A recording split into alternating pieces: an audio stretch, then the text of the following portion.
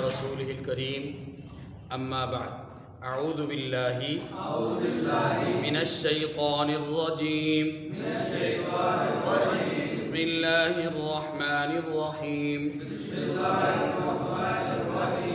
أو كالذي مر على قرية وهي خاوية على عروشها قال أنى يحيي هذه الله بعد موتها فأماته الله 100 عام ثم بعثه قال كم لبثت قال لبثت يوما أو بعض يوم قال بل لبثت 100 عام فانظر إلى طعامك وشرابك لم يتسنه وانظر إلى حمارك ولنجعلك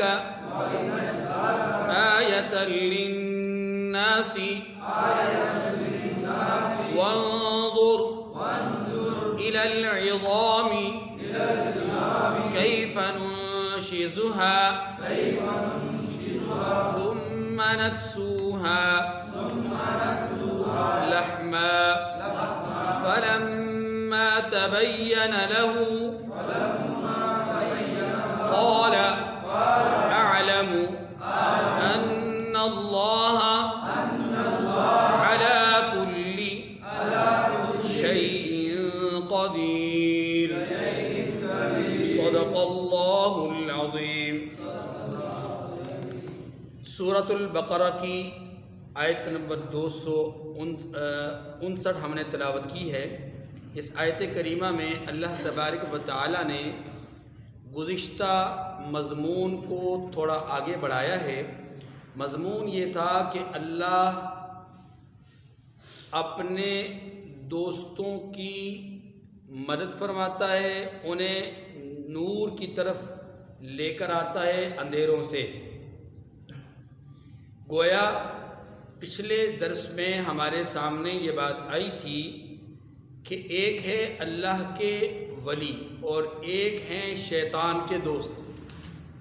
جو اللہ کے ولی ہیں اللہ انہیں اندھیروں سے نکال کر روشنی میں لاتے ہیں، جو شیطان کے دوست ہیں شیطان انہیں روشنی سے نکال کر اندھیروں میں لے جاتا ہے۔ اس بات کو سمجھانے کے لیے گزشتہ درس میں ہمارے سامنے دو لوگوں کا ذکر ہوا، ایک اللہ کے ولیوں میں سے اور ایک شیطان کے دوستوں میں سے۔ جو اللہ کے ولی ہیں وہ حضرت ابراہیم علیہ السلام، اور جو شیطان کا دوست ہے وہ نمرود۔ ابراہیم اور نمرود ان دونوں کا ایک مناظرانہ واقعہ ہمارے سامنے آیا۔ حضرت ابراہیم علیہ السلام کا اللہ کی وحدانیت اور توحید پر اور زندگی اور موت پر ایک زبردست قسم کی دلیل دینے کے بعد جو شیطان کا دوست ہے اس کا مغلوب ہونا اور اس کا مناظرے میں شکست کھا جانا، اس کا تذکرہ ہمارے سامنے آ چکا ہے۔ آج کے اس درس میں اسی سے ملتا جلتا ایک واقعہ، لیکن اس میں اولیاء اللہ کو بیان کیا گیا اور اولیاء شیطان کی سازشوں کے نتیجے میں اللہ کی توحید کو بیان کیا گیا۔ اولیاء اللہ کو بیان کیا گیا اور اولیاء شیطان کی سازشوں اور چالوں کے نتیجے میں اللہ کی توحید اور قدرت کو بیان کیا گیا۔ اور وہ توحید اور قدرت جو بیان کی گئی، توحید پر جو دلیل دی گئی، وہ ہے یہاں پر بھی احیاء اور موت، یعنی حیات بعد الممات، مرنے کے بعد دوبارہ زندگی کا جو ایک دعویٰ ہے یا دلیل ہے، وہ اللہ تبارک و تعالیٰ نے یہاں پر اس واقعے میں بیان فرمائی۔ واقعے کو پہلے ہم تھوڑا سا سمجھ لیتے ہیں، پھر اس پر جو تفصیل اور تشریح ہوگی آیت کریمہ کی روشنی میں عرض کر دوں گا۔ یہ واقعہ ہے حضرت عیسیٰ علیہ السلام کی بعثت مبارکہ سے تقریباً 500 سال پہلے کا، اور واقعہ ہے ارض فلسطین کا، کہ جب یہاں پر موجود یہودی جو کہ اس زمانے میں اہل کتاب تھے اور تورات کے حاملین تھے، اپنی خباثتوں، رذالتوں، برائیوں اور گناہوں کی دلدل میں پھنسنے کے نتیجے میں اپنے مذہب اور دین سے بہت دور ہو گئے اور اللہ کے بہت دور ہو گئے، یہاں تک کہ دین موسوی کو، تورات کو انہوں نے پس پش ڈال دیا۔ جب ان کی برائیاں ان پر غالب آ گئیں تو ایسی صورت میں اللہ تبارک و تعالی نے انہیں سبق سکھانے کے لیے، انہیں دنیا میں مزہ چکھانے کے لیے ایک شخص کو ان پر مسلط کر دیا۔ اس شخص کا نام بخت نصر ہے، جو کہ پوری دنیا پر حکومت کرنے والے 4 لوگوں میں سے ایک ہے۔ بخت نصر نے اس علاقہ فلسطین پر، ارض فلسطین پر اور اس کے قرب و جوار کے علاقوں پر حملہ کیا، اور اہل کتاب یہودیوں کو، بنی اسرائیل کو اس نے تہ و بالا کیا، تہ تیغ کیا، اور بہت سارے یہودیوں کو اس نے قتل کیا، اور ان کے نوجوانوں کو گرفتار کیا، عورتوں کو گرفتار کیا، اور انہیں غلام اور لونڈیاں بنا کر کے اپنے ساتھ عراق کے علاقے میں لے گیا۔ جن لوگوں کو غلام اور لونڈیاں بنایا گیا، ان لوگوں میں ایک شخص، ان کا نام عزیر ہے علیہ السلام، یہ بھی گرفتار ہو گئے۔ ایک عرصہ دراز کے بعد بخت نصر نے ان قیدیوں کو رہا کر دیا۔ جب یہ قیدی رہا ہوئے، ان رہائی پانے والوں میں سے عزیر علیہ السلام بھی تھے۔ یہ واپس اپنا علاقے یروشلم، جسے فلسطین کہا جاتا ہے، اس کی طرف رخت سفر باندھ کر چل پڑے۔ چلتے چلتے اب یہاں 2 روایتیں ہیں۔ ایک روایت یہ ہے کہ راستے میں کوئی بستی تھی جو کھنڈرات بنی ہوئی تھی، اور دوسری روایت جو کہ زیادہ راجح روایت ہے وہ خود فلسطین، کہ یہاں پہنچے اور انہوں نے دیکھا کہ بستی ساری کی ساری کھنڈرات بن چکی ہے، ملبے کا ڈھیر ہے، اور چھتیں گری ہوئی ہیں، دیواریں زمین بوس ہیں، اور انسان نام کی کوئی چیز یہاں نہیں۔ لوگ مر چکے، آبادی ختم ہو چکی، زمینیں اب جو ہے وہ بنجر ہو چکی ہیں، حیران و پریشان ہیں۔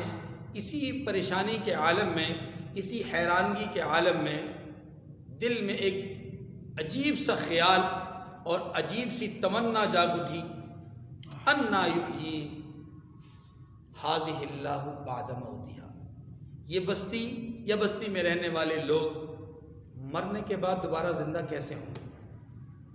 آرزو تھی، خواہش، ایک تمنا تھی جو ان کے دل میں جاگ اٹھی۔ یاد رکھیے، نبی نبوت سے پہلے بھی معصوم ہوتے ہیں، نبوت کے بعد بھی معصوم ہوتے ہیں۔ نبی نبوت سے پہلے بھی شک اور تردد کی زندگی نہیں گزارتے، نبوت کے بعد بھی انہیں اللہ کے کسی عمل پر، کسی فعل پر، کسی حکمت پر شک اور تردد نہیں ہوتا۔ یہ جو بات انہوں نے کی، انا یحیی ھذہ اللہ بعد موتہا، اللہ اس مردہ بستی کو یا مردہ لوگوں کو کیسے زندہ کریں گے، یہ شک نہیں تھا، یہ تردد نہیں تھا، بلکہ یہ ایک تمنا تھی، ایک آرزو تھی کہ جو کام ہونا ہے کل کو قیامت کے دن میں اپنی آنکھوں سے دیکھنا چاہتا ہوں۔ اسے آپ یوں کہہ لیجئے کہ ایک ہوتا ہے مقام مجادلہ، ایک ہوتا ہے مقام مناظرہ، ایک ہوتا ہے مقام مباہلہ، یہ ہوتا ہے اپنے مد مقابل کے ساتھ سارا، اور کبھی کبھی انسان اپنے سے بڑے اور اپنے چاہنے والے یا جسے وہ چاہتا ہے ان کے ساتھ کبھی کبھی اس طرح کی باتیں کرتا ہے کہ اس کو بھی ایک مقام دیا گیا ہے، اس کو بھی ایک درجہ دیا گیا ہے، اور اس مقام کو مقام ناز کہتے ہیں، مقام ناز کہتے ہیں۔ اب یہ ناز کا ایک مقام ہے کہ جہاں وہ سوال کر بیٹھتے ہیں اللہ انہیں کیسے زندہ کریں گے، اے اللہ یہ مردہ بستی کیسے زندہ ہوگی، یہ بستی میں رہنے والے لوگ کیسے زندہ کیے جائیں گے. یعنی گویا کہ ایک ناز اور ایک محبت بری ایک تمنا تھی کہ یا اللہ دل چاہتا ہے کہ میں دیکھوں یہ منظر، اپنی آنکھوں سے دیکھوں، جو ہونا ہے کل کو وہ اپنی آنکھوں سے دیکھنا چاہتا ہوں. اسی کو آپ دوسرے لفظوں میں یوں کہہ لیجئے کہ انہیں علم یقین تو پہلے سے ہی تھا، علم یقین تو پہلے سے ہی تھا، اب چاہتے یہ تھے تو ذرا آنکھوں سے بھی یقین حاصل ہو جائے، جسے عین الیقین کہتے ہیں. بات سمجھ گئی؟ تو حضرت عزیر علیہ السلام نے ایک تمنا کا اظہار کیا. اب جب یہ تمنا کا اظہار کیا تو حکم الہی سے عزیر علیہ السلام پر موت طاری کر دی گئی. کیسے؟ جب یہ بستی میں پہنچے تھے تمنا کا اظہار کیا، ساتھ ہی تھکاوٹ تھی، تھکاوٹ کی وجہ سے اب ان کا دل چاہا کہ کچھ دیر یہاں پر ایک جگہ پر سستا جائیں اور آرام کریں. یہ آرام کرنے کے لیے بیٹھے اور پھر لیٹ گئے. ان کے پاس کچھ توشہ تھا، کھانا تھا بنا ہوا، اور اسی طریقے سے پھلوں کا شیرہ بنا ہوا تھا، جس کو آج کل کے دور میں آپ جو ہے وہ جوس کہہ لیں یا جیم کہہ لیں، اس طرح کی کچھ، ٹھیک ہے.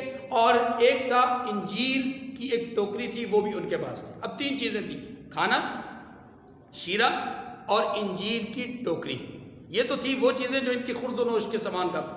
ایک وہ چیز تھی جس پر یہ سوار ہو کر کے آئے تھے، وہ سواری تھی، اور سواری اس وقت ان کی جو تھی وہ گدا تھی. قرآن پاک میں اس کا ذکر موجود ہے. اور چوتھے نمبر پر خود حضرت عزیر علیہ السلام ہے. بات باقی نے تین چیزیں، سواری اور حضرت عزیر علیہ السلام خود، اور وہ بستی اور بستیوں کا مٹ جانا. یہ چار چیزیں ہمارے سامنے ہیں. اب ان چار چیزوں کو مد نظر رکھیے. عزیر علیہ السلام کے دل میں تمنا اٹھی، ادھر اللہ تبارک و تعالیٰ نے اپنی قدرت قاہرہ سے عزیر علیہ السلام پر موت طاری کر دی. صبح کا وقت تھا، سورج ابھی اپنی جولانیوں میں پوری طرح ظاہر نہیں ہوا تھا کہ ان پر موت طاری ہوئی، اور سورج کے غروب ہونے سے پہلے پہلے اللہ نے انہیں دوبارہ زندگی بخش دی. دوبارہ زندگی بخش دی. بیدار ہوئے، خلاق عالم کی طرف سے سوال کیا گیا، فرشتے نے ظاہر سوال کیا، کم لبست، آپ کتنا عرصہ زندہ رہے، اور کتنا عرصہ جو ہے وہ اس حالت میں رہے، موت یعنی جو سوئے رہے یا نیند کی حالت میں یا موت کی حالت میں رہے. جو وہ سمجھ رہے تھے کہ آپ سوئے رہے، یعنی میں سویا رہا ہوں، تو کتنے عرصہ سوئے رہے؟ لبثت یوما او بعض یوم، پورا دن یا دن کا کچھ حصہ، یعنی صبح سویا تھا ابھی اٹھا ہوں، یا یہ بھی ممکن ہے کہ کل سویا ہوں آج اٹھا ہوں. خیال بس یہ ایک دن یا ایک دن کا کچھ حصہ. جواب آیا نہیں، بل لبثت مئۃ عام، آپ تو 100 سال اس حال میں رہے، 100 سال بیت گئے. عزیر علیہ السلام حیران پریشان، 100 سال اس حال میں. اللہ تبارک و تعالیٰ نے وہ جو قاصد بھیجا تھا فرشتہ، اس کے ذریعے سے پیغام بھیجا کہ آپ اپنی سواری کو دیکھیے اور اپنے توشے کو دیکھیے، آپ کو اندازہ ہو جائے گا.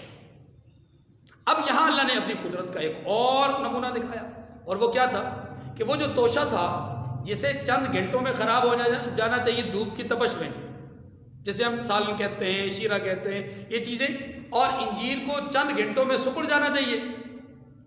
100 سال بیت گئے، وہ تر و تازہ ہے، ان کے اندر کوئی بو نہیں، کوئی خرابی نہیں، کوئی تعفن نہیں، کوئی کیڑے نہیں پڑے، کوئی چیز نہیں، اسی طرح تر و تازہ جیسے رکھی تھی ویسے. لیکن ساتھ ہی بتلا دیا کہ منظر الی حمارک، اپنی سواری کو بھی تو دیکھیے، جسے کچھ عرصہ کچھ سالوں تک زندہ رہنے کی گنجائش تھی، جس میں جو کچھ سالوں تک زندہ رہ سکتی تھی چیز، اللہ نے اس کو ملیا میٹ کر دیا. اس کی کھال ختم، گوشت ختم، ہڈیاں بکھری ہوئی منتشر شکل میں، اور وہ بھی ریزہ ریزہ کی ہوئی. پتہ نہیں کتنا عرصہ پہلے وہ ہڈیاں بوسیدہ ہو چکی تھی. اب ایک منظر ہے توشے کا، ایک منظر ہے سواری کا، اور ایک حالت ہے اپنی. یہ تین باتیں اب سمجھ لیجیے، چوتھی کو میں بعد میں سمجھوں. اللہ تبارک و تعالیٰ نے حضرت عزیر علیہ السلام پر یہ بات آشکار فرمائی. فرمایا دیکھو آپ کی آنکھوں کے سامنے سوال تھا نا، آپ کی تمنا تھی انا یحیی ھذہ اللہ بعد موتہا، اللہ مردہ بستی کو، مردہ لوگوں کو کیسے زندہ کریں گے؟ تو ہم اپنی قدرت قاہرہ سے آپ کی آنکھوں کے سامنے یہ سارا منظر آپ کے سامنے کھول کے رکھ دیتے ہیں۔ کیسے؟ فرمایا آپ اپنی سواری کو دیکھیے گا اور پوری توجہ آپ کی سواری پر ہونی چاہیے، یعنی ان کی ہڈیوں پر، وہ سیدھا چیزوں پر ہونی چاہیے۔ اب جناب عزیر علیہ السلام کی پوری نظر وہ سیدھا ہڈیوں پر دیکھ رہے ہیں، اور ان کے سامنے وہ ہڈیاں ایسے اٹھ کر کے جمع ہو رہی ہیں اور پھر ایک ڈھانچہ بن رہا ہے۔ کوئی نظر نہیں آ رہا بنانے والا، ڈھانچہ بن رہا ہے، اور جب ڈھانچہ بالکل تیار ہو گیا اب اس کے اوپر گوشت پوست آنا شروع ہو گیا، اور جب وہ بالکل تیار ہو گیا تو وہی سواری جو 100 سال پہلے جسے وہ باندھ کر کے سوئے تھے اپنی طرف سے، وہی سواری ان کے سامنے بالکل اسی حال میں زندہ سلامت کھڑی تھی۔ قال اعلم ان اللہ علی کل شیء قدیر۔ تو عزیر علیہ السلام فرمانے لگے میں جان گیا، یعنی میں نے اپنی آنکھوں سے دیکھ لیا کہ اللہ ہر چیز پر قادر ہے۔ علم تو پہلے ہی تھا، میں نے اپنی آنکھوں سے بھی دیکھ لیا کہ اللہ ہر چیز پر قادر ہے۔ اچھا، اب چوتھی چیز کی طرف آئیے۔ عزیر علیہ السلام جس دورانیے میں اس جہاں میں موجود نہیں تھے، اللہ نے موت طاری کی، وہ دورانیہ کتنا تھا؟ 100 سال کا۔ ادھر اللہ کی شان یہ ہوئی کہ بخت نصر جو قیدی بنا کر کے لے گیا تھا، جس نے یہ سارا معاملہ کیا تھا، اللہ نے اس پر موت طاری کر دی، یعنی وہ مر گیا، وہ دنیا چھوڑ کے چلا گیا۔ اب جب وہ مر گیا تو ایران کا اس زمانے کا بادشاہ خسرو، اس نے ارض فلسطین پر حملہ کیا، اور حملہ کر کے اس زمانے میں اس نے جو قبضہ تھا بخت نصر اور ان کے لوگوں کا اس بنجر اور خالی جگہ پر، اس قبضے کو چھڑوا دیا، اور چھڑوا کر کے وہ سارا خطہ اور وہ ساری زمین پھر سے اسرائیلیوں کے حوالے کر دی۔ ادھر عزیر علیہ السلام بستی کی ایک مقام پر، ایک جگہ پر اس دنیا سے اس دنیا میں جا چکے، اور ادھر بخت نصر مر چکا۔ خسروں نے جو ہے وہ ادھر فلسطین میں پھر سے اسرائیلیوں کو آباد کرنے کے لیے آرڈر جاری کر دیا کہ آپ یہاں پر آ کر دوبارہ آباد ہو جائیں۔ اب وہ آ کر کے آباد ہوئے۔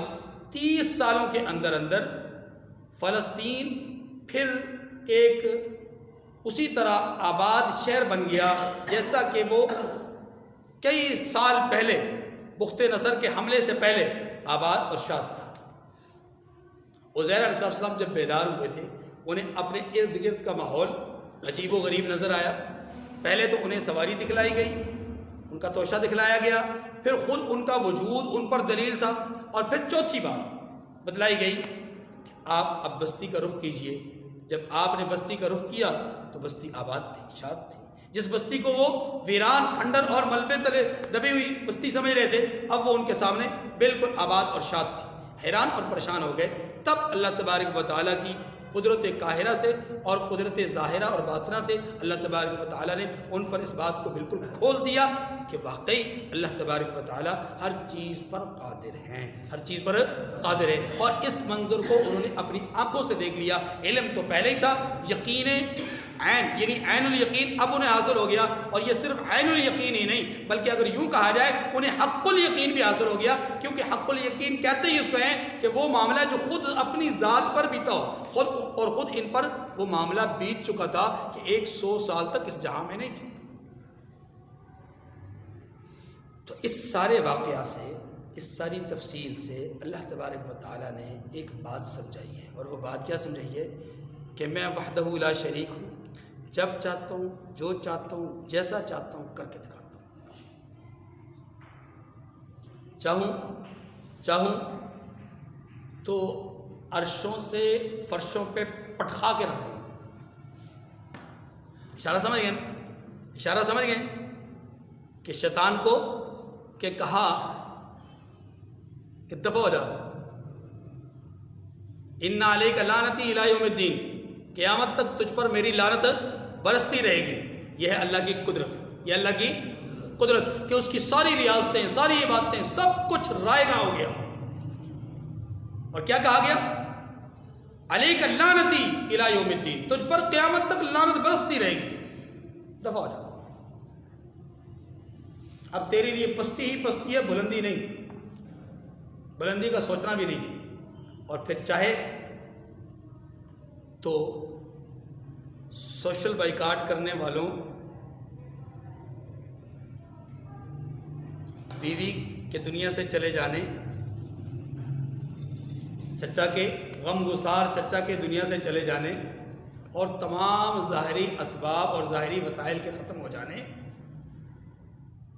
کے بعد ایک شخص جو کہ بظاہر تنہا رہ جائے، اپنے خاندان کے اعتبار سے، اپنے وسائل کے اعتبار سے، اب ایسے شخص کو چاہے تو فرشوں سے عرشوں کو بلا دے اور پھر کہہ دے، اسے کہا تھا علیک لعنتی الی یوم الدین، اور انہیں فرما دیا رفعنا لک ذکرک۔ اب آپ کا وَلَسَوْفَ يُعْطِيكَ رَبُّكَ فَتَرْضَىٰ، آپ کا حال یہ ہے کہ ہر آنے والا دن وَلَلْآخِرَةُ خَيْرٌ لَكَ مِنَ الْأُولَىٰ، ہر آنے والا لمحہ پچھلے لمحے سے آپ کے لیے خوب، بہتر بہتر بہتر بہتر بہترین ہوتا رہے گا۔ بس اللہ کی قدرت ہے، اسے کہتے ہیں اللہ کی۔ دیکھیے جی، او کالذی مر علی قریۃ وہی خاویۃ علی عروشها، فرمایا اسی طرح اس شخص کو نہیں دیکھا، یعنی اس شخص کا علم آپ کے پاس نہیں۔ اچھا یہ شخص کون ہے؟ میں نے تو تفصیلاً بتا دیا کہ عزیر علیہ السلام ہے، لیکن اس میں اور بھی اقوال ہیں۔ ایک قول یہ بھی ہے کہ یہ ایک ایسا شخص تھا، عزیر علیہ السلام کی طرف نہیں ہے، کسی اور کہ ایسا شخص تھا جو منکر حیات بعد الممات تھا، یعنی مرنے کے بعد دوبارہ زندہ ہونے کا منکر تھا، اس کے بارے میں کہا گیا۔ اور ایک قول یہ ہے کہ حضرت یرمیاہ نبی تھے، ان کے بارے میں یہ ہے، لیکن مشہور اور تمام مفسرین کا تقریباً اس بات پر اتفاق ہے کہ اس واقعے کا تعلق حضرت عزیر علیہ السلام کے ساتھ ہے، جس کی تفصیل میں نے آپ کے سامنے کر دی۔ مر علی قریۃ وہی خاویۃ علی عروشها، کیا آپ نے اس شخص کو نہیں دیکھا، یعنی اس کے بارے میں آپ کو علم نہیں کہ جسے ایک گاؤں میں جو اپنی چھتوں پر گرا پڑا تھا، اتفاق گزر ہوا، یعنی ایک گاؤں سے گزر ہوا، ایک بستی سے گزر ہوا کہ جو بستی ملبے کا ڈھیر بن چکی تھی، کھنڈرات بن چکی تھی۔ قال انا یحیی ہذہ اللہ بعد موتها، تو انہوں نے کہا، یعنی اس نبی نے کہا یا اس شخص نے کہا کہ اس کے باشندوں کو مرنے کے بعد کیسے زندہ کرے گا، یا اس بستی کو مرنے کے بعد زندہ کیسے کرے گا۔ دونوں مفہوم ہو سکتے ہیں، بستی کو یا بستی کے رہنے والوں کو۔ اگر بستی مراد ہو تو پھر اس کا مطلب یہ ہے کہ یہ جو کھنڈرات بن چکی، اسے آباد کیسے کرے گا، یہ جو بنجر بن چکی اسے سرسبز و شاداب کیسے کرے گا، اور اللہ نے کر کے دکھایا، 30 سالوں کے اندر اندر آباد ہو گئی۔ اور اگر اس سے مراد انسان ہیں، یعنی بستی کے رہنے والے ہیں، تو پھر اشارہ اس بات کی طرف ہوگا کہ مرنے کے بعد یہ دوبارہ زندہ کیسے ہوں گے، اس کی کوئی نہ کوئی جھلک تو دکھا دیجئے۔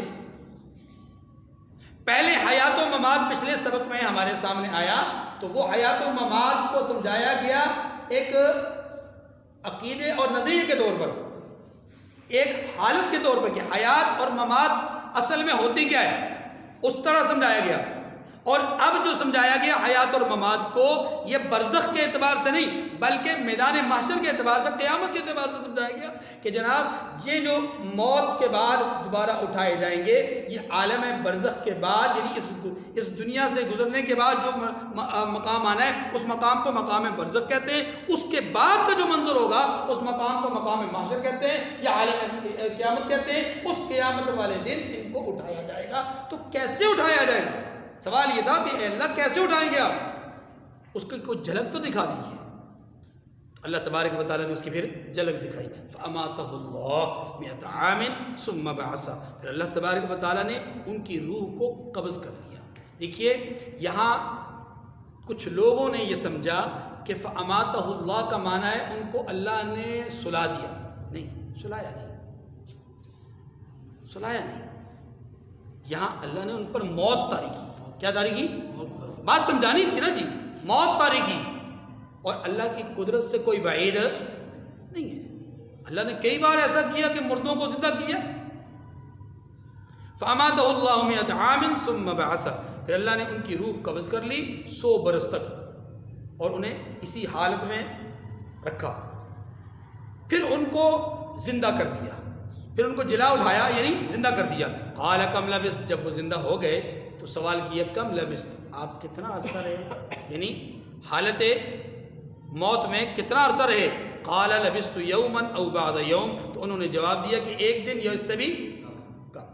قال بل لبثت 100 عام فانظر الى طعامك وشرابك لم يتسنى، اللہ پاک نے فرمایا کہ نہیں بلکہ 100 سال اسی حالت میں رہے اور اپنے کھانے پینے کی چیزوں کو دیکھیے کہ اتنی مدت میں، یعنی اتنا طویل عرصہ گزرنے کے باوجود بھی لم یتسنى، یعنی کہ وہ سڑی گلی نہیں۔ یہ ہے اللہ کی قدرت، یہ ہے اللہ کی۔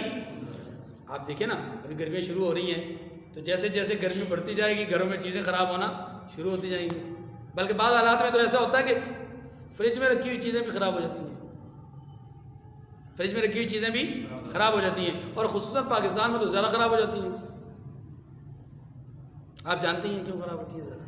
ہاں جی، آنکھ مچولی جو چلتی رہتی ہے، تو گرمی کی معمولی شدت ہو تو اور سائے کے اندر ہو اور ٹھنڈی جگہ پہ ہو، ٹھنڈی بھی وہ کہ جو کہ مطلب باقاعدہ اسی مقصد کے لیے ٹھنڈک پیدا کی جاتی ہے، وہاں پر بھی اگر چیز خراب ہو سکتی ہے تو 100 سال میں کھلی فضا میں بغیر کسی چھت کے، بغیر کسی سائے کے پڑی ہوئی چیزیں اور اوپن ایئر رکھی ہوئی چیزیں وہ خراب نہ ہوں، نہ گلے، نہ سڑے، تو یہ اللہ کی قدرت نہیں تو اور کیا ہے جی؟ اللہ کی قدرت ہی ہے نا جی۔ اللہ اکبر۔ فرمایا کہ آپ اپنے کھانے کو دیکھیے، کھانے پینے کی چیزوں کو، نہ وہ انجیر خراب ہوئے، نہ وہ شیرہ خراب ہوا، نہ ہی وہ پکے ہوئے کھانے خراب ہوئے۔ وانظر الی حمارک، ہاں اپنی سواری کو بھی دیکھیے، اپنے جانور کو بھی اور اس گدھے کو بھی دیکھیے۔ وَلِنَجْعَلَكَ آیَةً لِلنَّاسِ، صرف اسی کو نہیں اپنے آپ کو بھی دیکھیے۔ ہم آپ کو، آپ کی سواری کو، آپ کے کھانے کو آیۃ للناس، لوگوں کے لیے اس کو کیا بنا دیں گے؟ دلیل بنا دیں گے۔ لوگوں کے لیے کیا بنا دیں گے؟ نشانی، دلیل۔ کس بات کی نشانی اور دلیل؟ حیات بعد الممات کی، مرنے کے بعد دوبارہ زندگی کی دلیل بنا دیں گے، اور اللہ نے بنا دیا۔ وانظر الی العظام کیف ننشزها ثم نکسوها لحما، اب آپ نے کہا تھا نا کہ انا یحیی هذه الله بعد موتها، ایک چیز تو وہ جو آپ پر بیتی اس کا تو آپ کو پتہ ہی نہیں چلا، کیسے دنیا سے گئے، کیسے دنیا میں آپ پتہ ہی نہیں چلا نا، وقت گزر گیا، گزر گیا۔ لیکن آپ نے اپنی آنکھ سے دیکھنا چاہا تو اب مردہ کو اپنی آنکھ سے دیکھیے گا، دیکھیں ذرا اس جانور کو۔ اب جب غور سے دیکھ رہے، اللہ تعالیٰ نے کیا کیا؟ پہلے منتشر بکھری ہوئی جو ہڈیاں تھیں انہیں جمع کیا، اور یہ حکم کن سے جمع ہوئی۔ کس سے جمع ہوئی؟ حکم کن سے جمع ہوئی۔ اس سے بھی زیادہ زبردست اور یقین اور ایمان کو بڑھانے والا واقعہ اگلا ہے، یہ بھی ہے لیکن اس سے اگلا وہ اس سے زیادہ یقین اور ایمان کو بڑھانے والا ہے۔ یہ تو ہڈیاں سامنے نظر آ رہی ہیں، وہاں تو اعضاء بکھیر دیے، مکس کر کے بکھیر دیا، نظر ہی کچھ نہیں آ رہا۔ تو اللہ تبارک و تعالیٰ نے دکھلایا کہ میں مردوں کو ایسے زندہ کروں گا، یعنی میرا امر کن چلے گا، اور جہاں جو چیز جس حالت میں جس طرح بھی پڑی ہوئی ہوگی، گلی ہوئی پڑی ہوگی، سڑی ہوئی پڑی ہوگی، ناپید ہو جائے گی، کچھ بھی ہوگا، میں اس کو جمع کرنے پر قادر ہوں، میں اس میں جمع کرنے پر۔ لوگ سوال کرتے ہیں، لوگ کہتے ہیں مشرکین کہ اللہ کیسے ان کو زندہ کریں گے؟ اللہ پاک نے جواب دیا، اے عزیر، ہم آپ کے جسم کو اور آپ کی سواری کو اور آپ کے کھانوں کو لوگوں کے لیے دلیل بنا دیں گے، اور دلیل بنا دیں۔ اب منظر دکھایا گیا کہ اس کو دیکھیے اور غور سے دیکھیے گا۔ وانظر الی العظام، ان ہڈیوں کو دیکھیے، کیف ننشزها، کیسے ہم ابھارتے ہیں، کیسے ہم اٹھاتے ہیں۔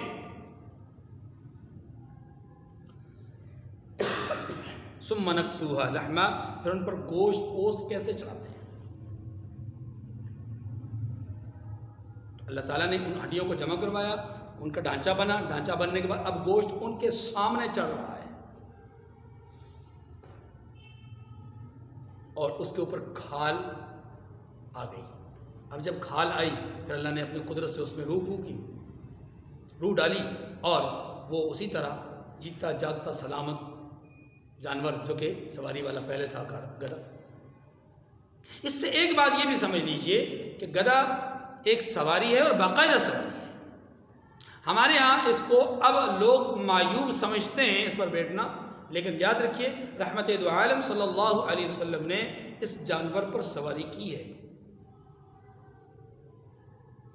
بلکہ بنو قریظہ کی طرف جب آپ صلی اللہ علیہ وسلم جہاد کے لیے نکلے تو جس سواری پر آپ سوار تھے وہ یہی سواری تھی.